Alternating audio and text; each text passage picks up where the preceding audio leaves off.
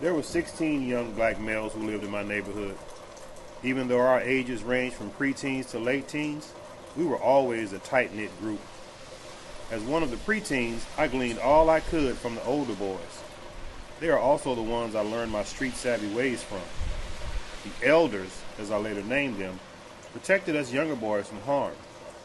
I vividly remember one day a group of guys from another neighborhood wanted to fight me. The elders stepped in and said, "You got to get through us first." Sadly, though, the statistics paint a grim picture of growing up black and male in a segregated community.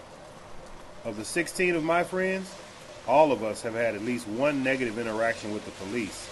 6 dropped out of high school. 5 were involved in either drug trafficking or drug use. 5 became teenage fathers. 4 received special education services in school. 3 served at least half of their adulthood in prison or are currently incarcerated. And 2 of the 16 graduated from college. Me and Kai. I don't know if you've ever written a book, but for me, writing this book was just so cathartic.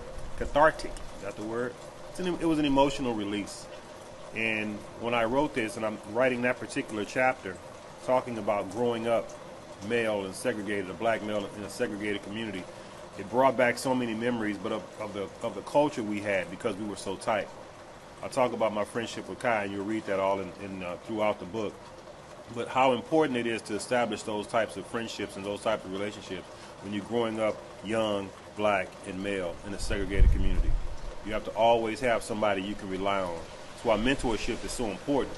If you don't have that person you can talk to that's your age, and you should have a mentor, someone you can reach out to that you can talk to, someone preferably who's gone through what you've gone through, who will experience what you've experienced, and whose life now is an example for something for you to follow. So for me, that's what that was all about. Growing up, segregated neighborhoods, segregated community, but I had friends who looked out for me, who looked out for us, who made sure that no harm's going to come through you unless it comes through us first. So that's the making of a madman. See you next time. Peace.